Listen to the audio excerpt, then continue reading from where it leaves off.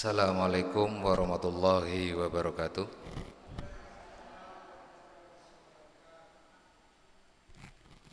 Alhamdulillah, alhamdulillahilladzi anzalal Qur'an tibyanan likulli syai' wa hudaw wa nura wa busyra lil muslimin. Asyhadu an la ilaha illallah wahdahu la syarikalah wa asyhadu anna Muhammadan abduhu wa rasuluh la nabiyya wa rasula ba'dah. Allahumma anfa'na bima 'allamtana wa 'allimna ma yanfa'una wa zidna ilman. Allahumma kfina bihalalika an haramik wa ghnina bifadlik aman siwak amma ba'du. Alhamdulillah, segala puji syukur kehadirat Allah Subhanahu wa taala yang telah memberikan jutaan nikmat karunia, wabil khusus nikmat sehat yang sekaligus sempat. Sami sehat nggih Bapak Ibu nggih? Sehat. Sampun boten lempogen. Biasanya sawal yang harusnya meningkat sami lempogen nggih. Niki pun mlebet sasi Dzulqa'dah. Tanggal 13 Dzulqa'dah, artinya hampir pertengahan Dzulqa'dah. Semestinya kita lempogane niku pun rampung, pun mari nggih kita bersemangat lagi. Semestinya yang Syawal harusnya meningkat, malah kita itu lempogen karena mungkin banyak acara. Dan ini pada akhirnya bisa kita maklumi, dan mudah-mudahan Dzulqa'dah ini udah mulai bersemangat lagi dalam memakmurkan masjid. Alhamdulillah kula piyambak sudah dari 1 bulan yang lalu sudah mulai muter-muter teng musola malih. Nggih alhamdulillah sami teng masjid sepi, teng musola nggih sepi. Ning mudah-mudahan dengan terus kita istiqomah dalam memakmurkan masjid mampu menstimulasi atau merangsang yang lain untuk turut memakmurkannya. Dan inilah ikhtiar kita dalam watawasobil haq watawasobis sober. Selanjutnya salam beserta sholawat marilah senantiasa kita curah limpahkan kepada junjungan Nabi besar kita Muhammad Sallallahu Alaihi Wasallam, sang khotamun nabiyyin, penutup para nabi, yang juga sekaligus menutup risalah panjang ad-dinul haq ini. Inad dina indallahil Islam. Sungguh agama yang diridhoi di sisi Allah hanyalah Islam. Yang artinya berulang kali saya ingatkan kepada diri pribadi dan mudah-mudahan bermanfaat untuk kita semua. Maka ketika kita meyakini satu ayat tadi inadina indallahil Islam, maka semestinya kita menganggap yang lain bukanlah agama atau panduan hidup. Yang menjadi panduan hidup kita tentu agama kita yang bisa kita dapati dari kitabnya berupa Al-Quran dan sunnah-sunnahnya yang dicontohkan Nabi 14 abad yang silam, yang masih terekam kuat pada kitab-kitab para alim ulama kita, wabil khusus yang membahas tentang Nabi itu Imam Tirmidzi nggih dalam kitabnya Syama'il Muhammadiyah. Jadi kita bisa akses ilmu-ilmu tersebut sekarang dengan sangat mudah, baik melalui membeli kitabnya atau mungkin kita bisa dapati dari internet atau YouTube niku pun kathah. Namun persoalannya hari ini ketika teknologi mempermudah kita semua, di sisi lain semakin banyak kita dapat, semakin banyak pula kita lupa. Nah ini yang mudah-mudahan malam hari ini saya ingin menyampaikan satu tema al-hifdzu fis sudur, menghafal di sudur. Sudur itu dada, bagian depan dada, bagian yang terdepan atau dada. Dulu ada istilah al-hifdzu fis sudur, bukan fil aql, bukan di akal kita. Namun memang kita mendapati hari ini Yang kita anggap pintar adalah mereka yang intelektualnya lebih maju. Kita anggap lebih pandai, lebih pintar itu ketika intelektualnya, IQ-nya itu tinggi. Namun biasanya kalau kita masih menghafal di level otak kita, itu biasanya juga sering lupa. Namun kalau sudah mulai mengendap di dada, biasanya jarang lupa. Apalagi kalau dia sudah kekal di kalbu. Jadi urutannya dari kepala dulu nggih, kita menangkap ilmu. Kepala itu ada mata untuk melihat, untuk membaca, untuk menonton. Kemudian telinga itu untuk menyimak, mendengar, sehingga ilmu itu masuk. Kemudian bagian otak adalah merekam, menganalisa. Setelah dianalisa nanti turun ke sudur, ke dada kita. Di dada kita ada yang namanya kolbun, ada yang namanya hati. Sebetulnya kalau kolbun itu jantung, ning teng Indonesia diterjemahkan hati, nggih. Dari sudur ke kolbun kemudian baru membentuk karakter atau nafs. Sementara Allah berfirman di dalam surat Yusuf, yang artinya sesungguhnya nafsu itu selalu menyuruh kita kepada hal yang jahat, hal yang tidak baik. Itu memang awal penciptaan nafsu itu diproyeksikan atau untuk seperti itu memang. Kecuali nafsu yang dirahmati oleh Tuhanku. Quran surat Yusuf ayatnya 53.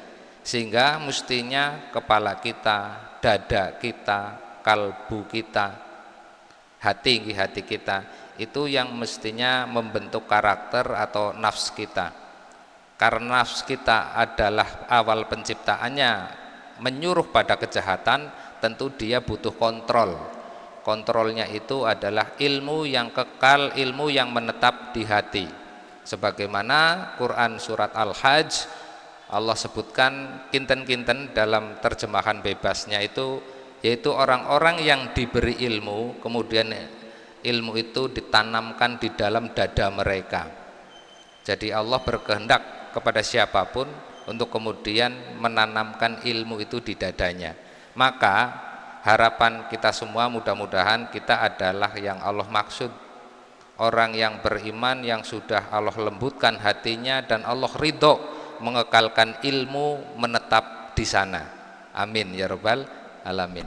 Mudah-mudahan kita yang memiliki sudur itu, kolbun salim itu, sehingga Allah ridho mengekalkan ilmu di dada kita masing-masing.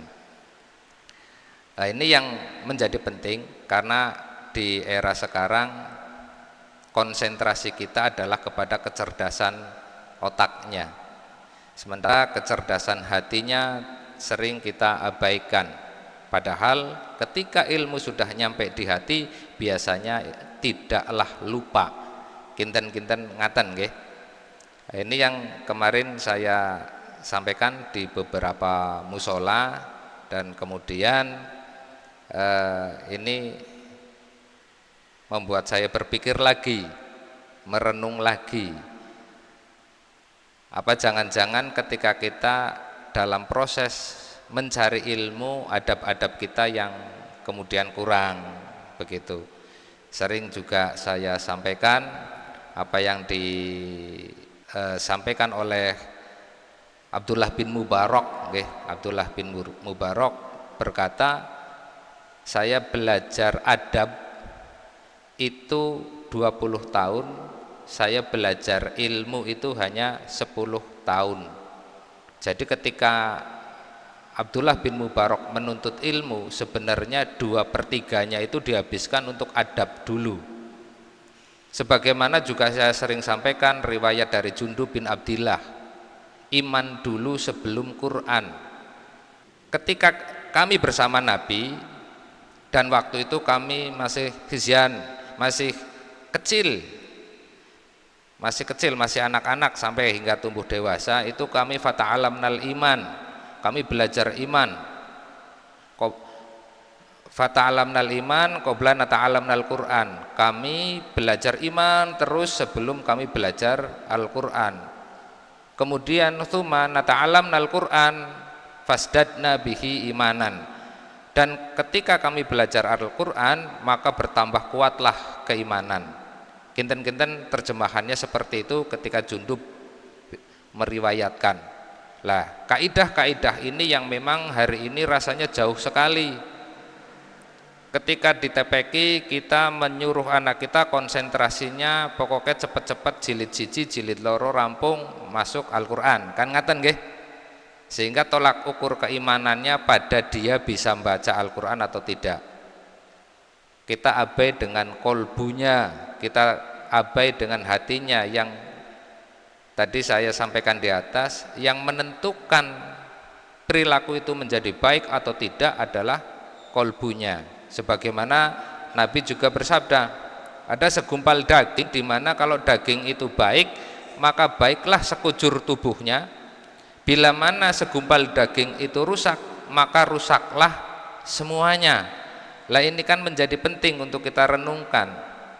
Mari kita mulai, yang sudah nggih sudah, kita beristighfar atas semua hal itu. Faqultu astaghfiru rabbakum innahu kana ghafara.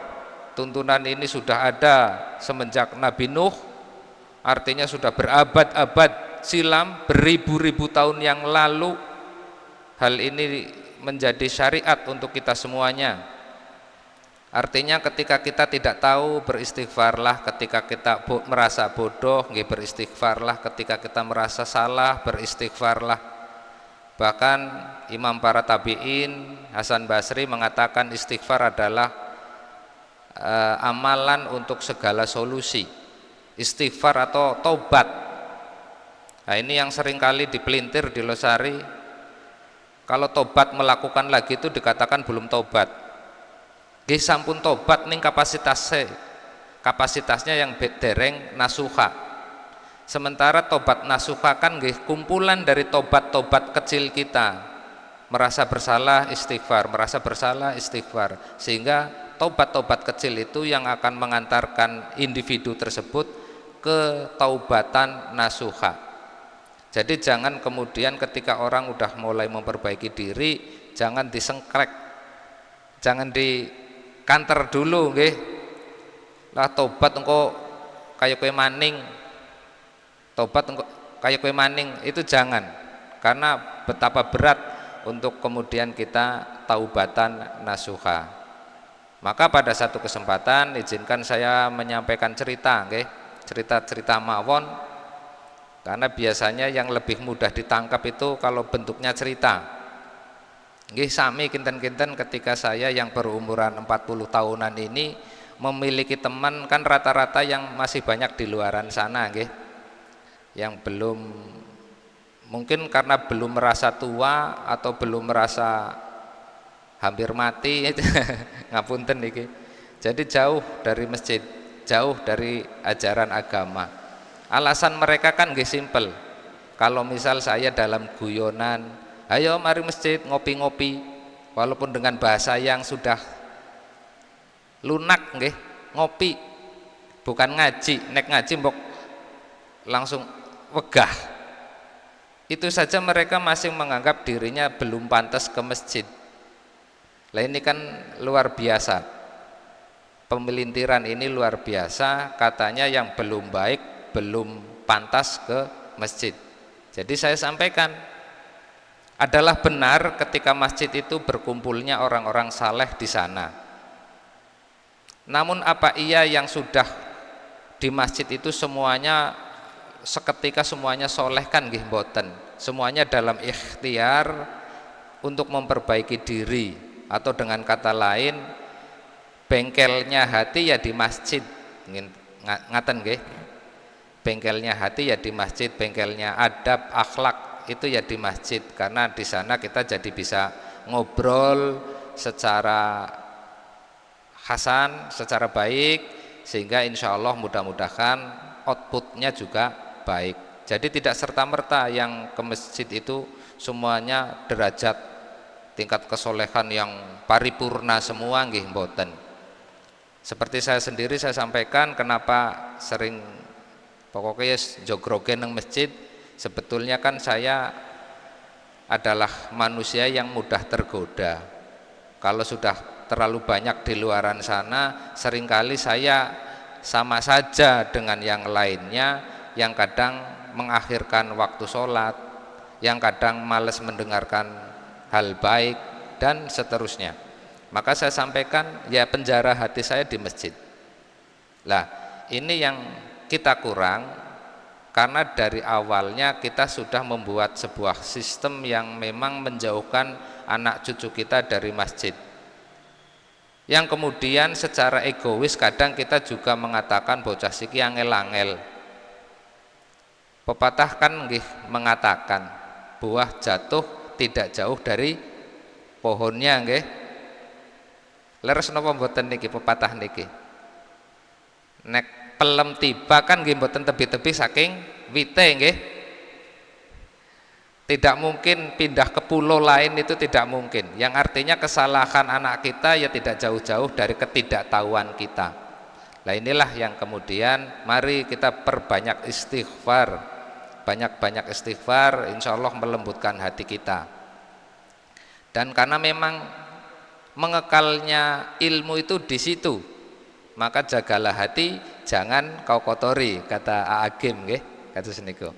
Lah ini tentang al-ilmu atau al-hifdzu fis sudur. Bagaimana para sahabat dulu itu menghafalnya bukan di kepala tapi di kalbunya, di hatinya. Sebagai misal ngapal teng atisi kepripun, kita tahu, insya Allah kita semuanya tahu persis bagaimana Kiai Dahlan mengajarkan wal ngasri niku wolung sasi. Ada sedikit perbedaan pendapat di sini, tapi yang jelas kita tahu Kiai Dahlan hanya mengajarkan wal asri itu waktu yang cukup lama. Muridnya datang wal ngasri malih, datang lagi wal asri malih, terus seperti itu sampai akhirnya diprotes muridnya, kenapa Kiai ngajarkan kami wal ngasri terus, kami sudah hafal. Jawaban Kiai Dahlan simpel, tapi belum kamu lakukan. Ada yang masih telat berangkatnya, ada yang masih kelihatannya tidak mengindahkan waktunya. Maka saya harus memastikan wal asri ini sampai di hati kalian apa tidak. Karena kalau ilmu itu sudah nyampe di hati kita, mestinya menjadi tindakan-tindakan kita. Kinten-kinten ngaten. Ini sejalan dengan apa yang disampaikan Imam Syafi'i. Al ilmu ma nafa'a. Ilmu itu apa yang bermanfaat. Laisal ilm, tidaklah ilmu ma hafidho, bukan hanya yang dihafal di kepala.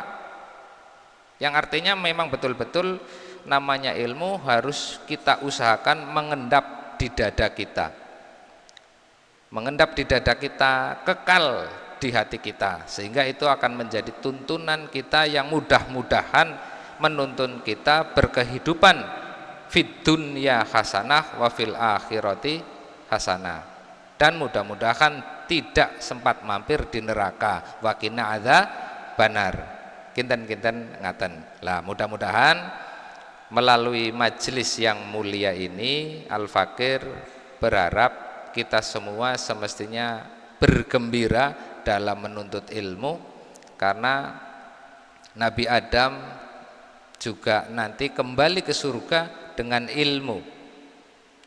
Itu diabadikan oleh Allah di surat Al-Baqarah ayat 30 dan seterusnya. Wa id qala rabbuka lil malaikati inni ja'ilun fil ardi khalifah. Allah menyampaikan ke kita semua bahwasanya Adam kami jadikan khalifah. Khalifah ini yang berarti kalau bahasa Indonesianya itu berganti.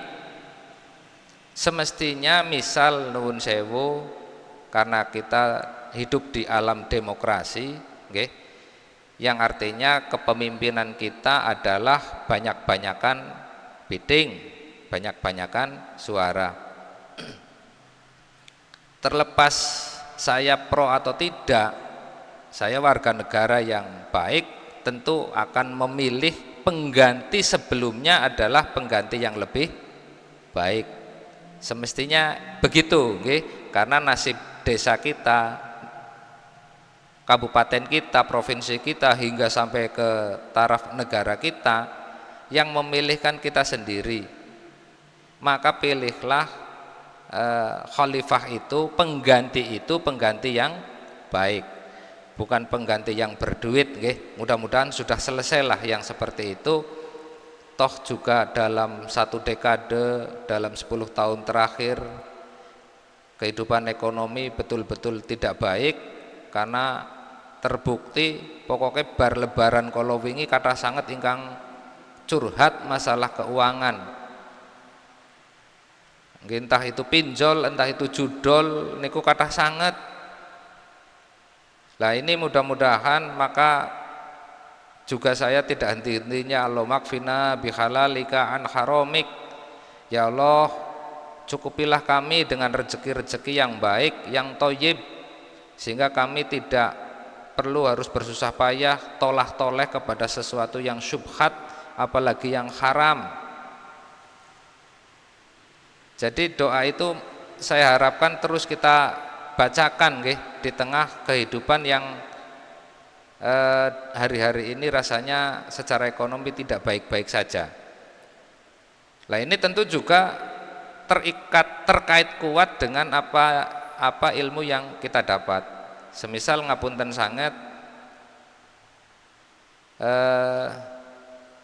ketika kita memiliki satu anggapan bahwasanya kita itu miskin, kita itu bodoh, kita itu inferior, minderan, karena memang ternyata setelah dikaji, saya pernah belajar self development, pengembangan diri di Malaysia waktu itu.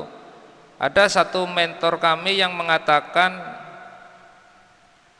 penyakitnya dunia ketiga, artinya jajahan-jajahan, negara-negara jajahan itu minder. Yang paling menonjol itu minder. Dan kenapa harus minder? Ngaten nggih. Kenapa harus minder? Karena memang diminderkan. Biar tidak bisa bersaing, biar tidak bisa ngapa-ngapain. Itu tuh betul-betul memang diminderkan. Sehingga satu ketika saya melakukan survei kecil, ngapunten sangat ini. Saya yakin bapak-bapaknya yang di depan ngene dahar ngangge piring, sebagian juga sekalian sendoknya. Leres nggih? Ibu-ibunya juga sama. Tapi hari ini bisakah kita membuat piring itu? Padahal piring itu kan yang kita pakai sehari-hari. Napa wonten ingkang seniki dahar ngangge langsung tangan kan nggih mboten nggih, semuanya pakai piring. Tapi ketika piring yang setiap hari bisa kita pakai untuk makan, kok sama sekali kita tidak pernah mau mencoba tahu bagaimana membuatnya. Dari situ saja akan menjadi masalah di kemudian harinya. Lawongan kari tuku, betul kari tuku. Akeh tokone, betul akeh tokone. Persoalannya kita jadi mudah dimain-mainkan kalau kita sedang nggak megang duitnya. Kan ngaten nggih?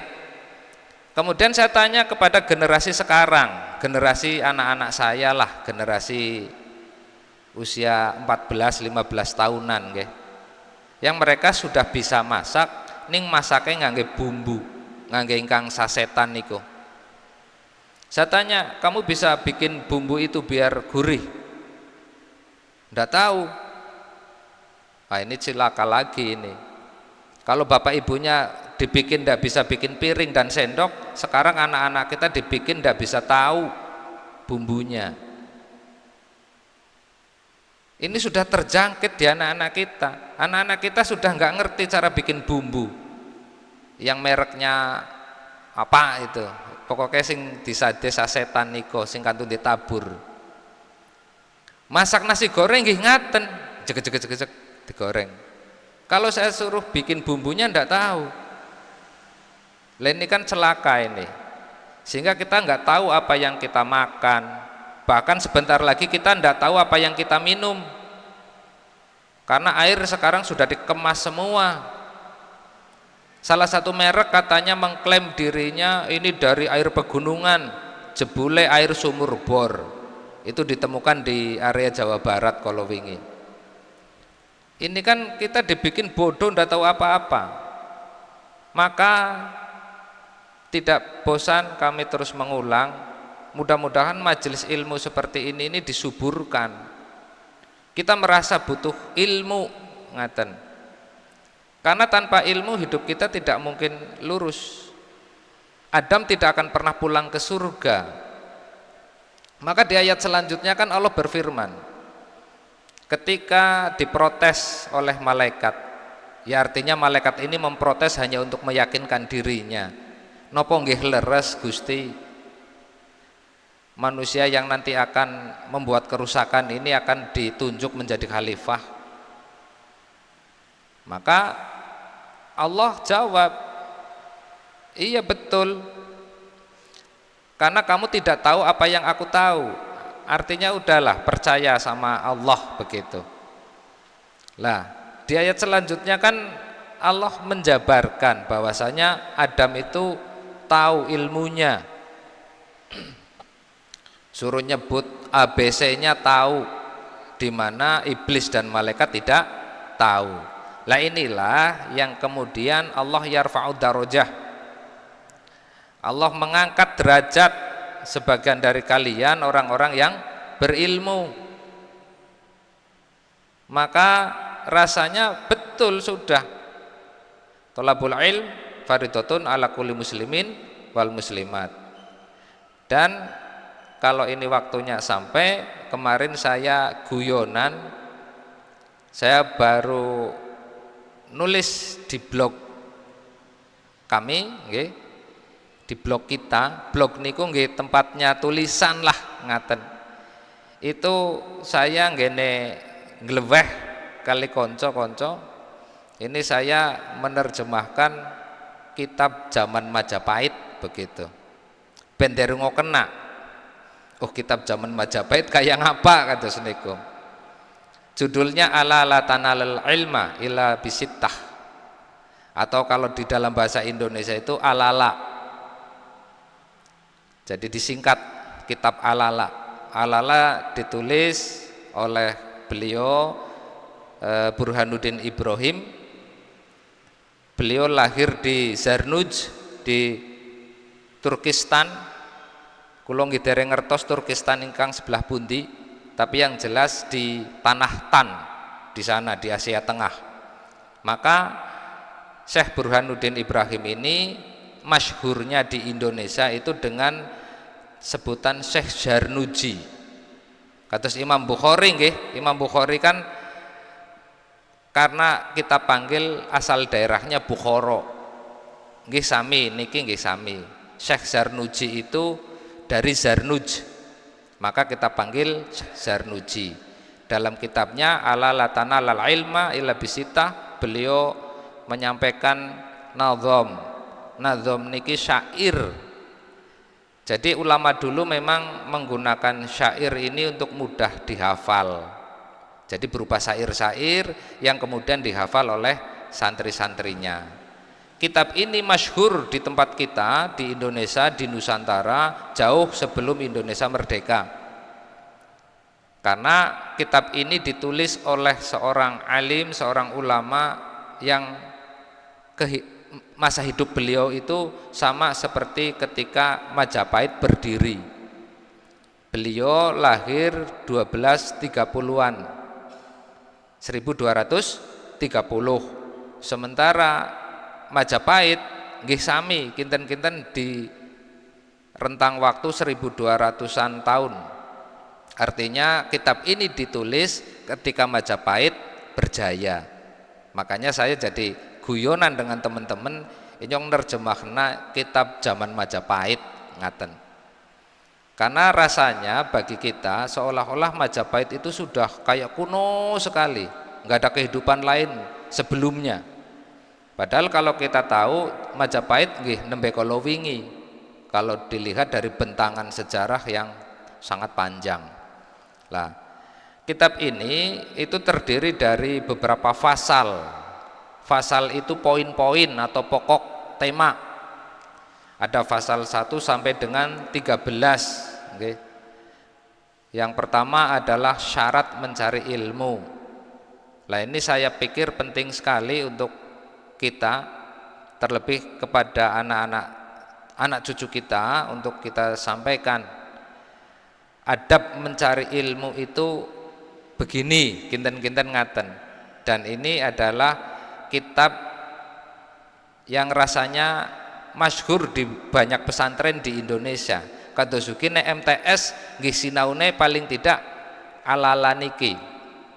Nek kula piyambak ngangge modul. Pakai modul yang sudah dijadikan kurikulum oleh ustadz kami dulu. Namun mudah-mudahan kita bisa nggih tanggune ngintip lah sekedik-sekedik sing disinaune bocah-bocah pesantren kaya ngapa kados niku nggih.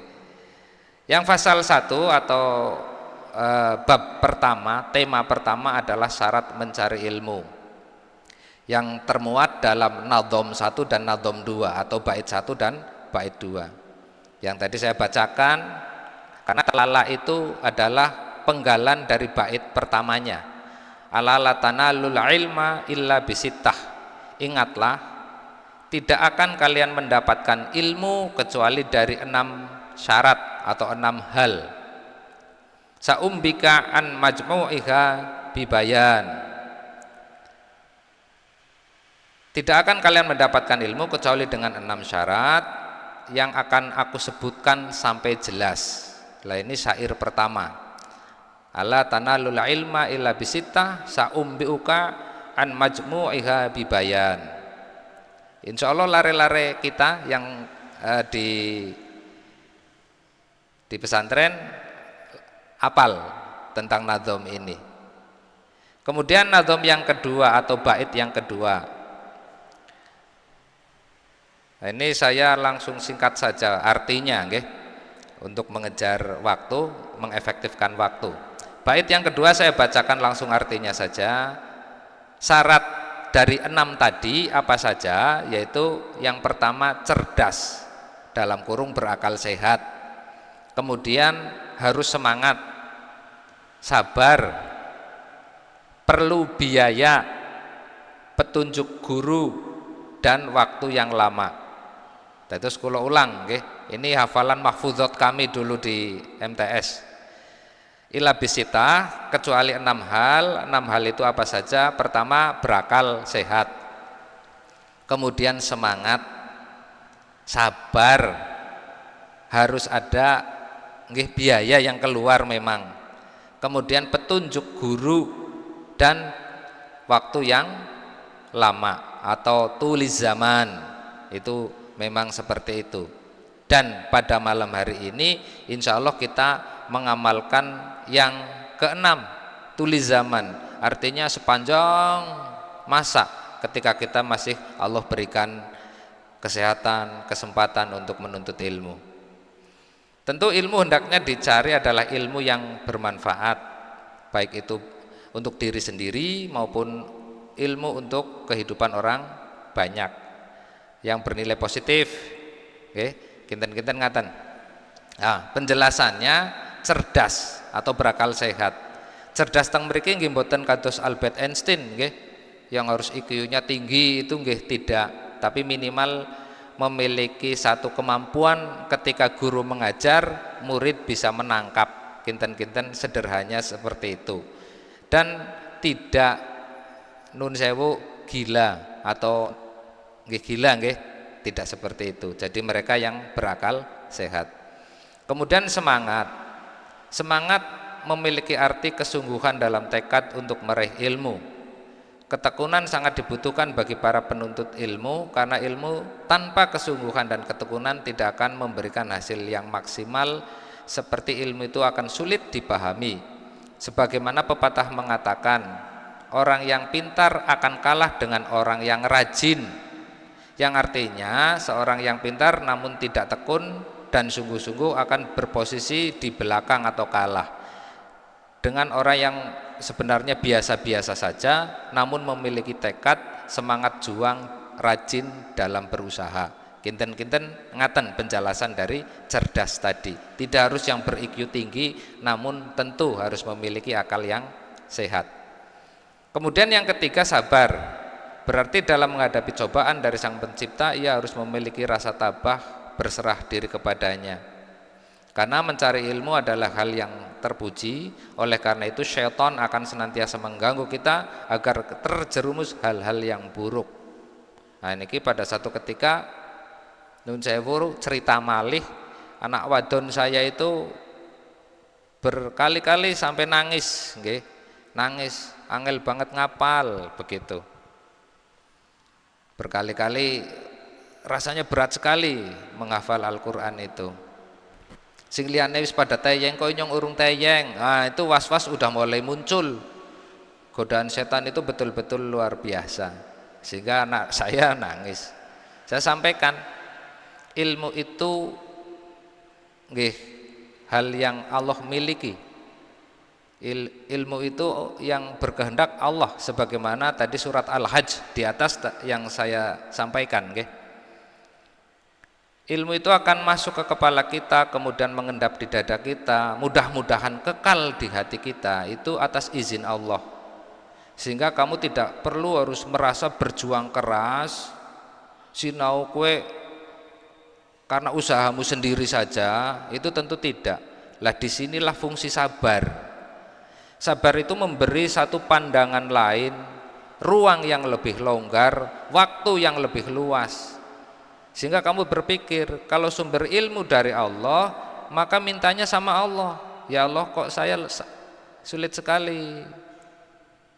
Maka minta ridhonya Allah, agar ilmunya Allah izinkan mengendap di hati kita. Jadi tidak mutlak kemampuan kita sendiri, tidak. Maka kesabaran ini memiliki fungsi seperti itu. Pun samalah kata Sugi ketika di usia bapak ibu nggih, ketika dalam berikhtiar sekeras apapun jungkir balik ke cara bahasa losarine ndas nggo sikil-sikil gondas, sudahlah yang maha menentukan rezeki tentu Allah. Tidak ada urusannya dengan ikhtiar. Karena Allah dalam hadis qudsi yang saya tahu, tahruk inna fil harakati barokah. Kita diminta Allah bergerak, berikhtiar, itu bukan banyak-banyakan rezeki atau sedikitnya rezeki, enggak ada urusannya tentang jumlah. Tapi inna fil harakati barokah. Di dalam gerak kita itu ada berkah. Maka jangan ikut-ikutan kita orang tua, kok kerja ben rezekinya akeh. Nanti kalau anak kita mendapati rezekinya tidak banyak, tidak akeh, kecewa anak kita. Lah ini kan karena ketidaktahuan ilmu kita, sehingga menyampaikan ke anak-anak kita patokan ikhtiar, patokan dagang, patokan kerja, duitnya akeh. Itu kan kita yang maunya begitu. Tapi maunya Allah, tahruk inna fil harokati barokah. Lah di satu musola ada yang bertanya, lah berarti berkah sih apa mas? Ngaten nggih. Ini sudah bel, saya lanjut nggih sekedhik. Berkah itu saya ibaratkan birkun, barokah birkun. Birkun itu sumur, nggih, sumur. Sumur semakin diambil airnya kan bukan semakin berkurang. Insya Allah makin bertambah, mboten mung nambah namun juga bersih. Berbeda dengan sumur yang tidak pernah diambil airnya, dia akan keruh. Kemudian Imam Syafi'i juga menambahi, air yang tidak mengalir itu akan keruh dan bau. Kinten-kinten ngaten. Maka keberkahan singkatnya, kalau Abu Hamid Al-Ghazali mengatakan ziyadatul khair, berkah itu bertambahnya segala kebaikan. Maka biarpun mungkin harta kita sedikit, tapi kebaikannya terus saja datang. Nun sewu, sebagai penutup saya akhiri dari kisah pribadi saya lah. Satu ketika saya nyimpen uang 130 nek mboten salah di dompet, yang sampai lepek. Ternyata uang saya yang sedikit itu tuh dibikin nggak ada harganya. Pengen maem onten sing neraktir, pengen apa onten sing nulungi kulo. Sampai pada akhirnya saya betul-betul merenung, ya Allah, apa ini ziyadatul khair, apa ini uang yang berkah. Maka kita harus bermuhasabah tentang hal itu. Kita berikhtiar bukan tentang jumlah, tapi tentang berkah. Insya Allah kita berkehidupan ini lebih enteng, dada kita menjadi lebih tenang. Ala inna awliya Allah la khaufun alaihim walahum yahzanun. Sungguh ingatlah, ketika hamba-hamba yang benar-benar aku cintai adalah mereka yang telah aku angkat ketakutan, kekhawatiran, kegelisahan dari dadanya, dan aku hilangkan kesedihannya. Demikian dari saya, mohon maaf segala kekurangan. Nasru minallah wa fatun qarib wa basyiril mu'minin. Billahi taufiq wal hidayah. Wassalamualaikum warahmatullahi wabarakatuh.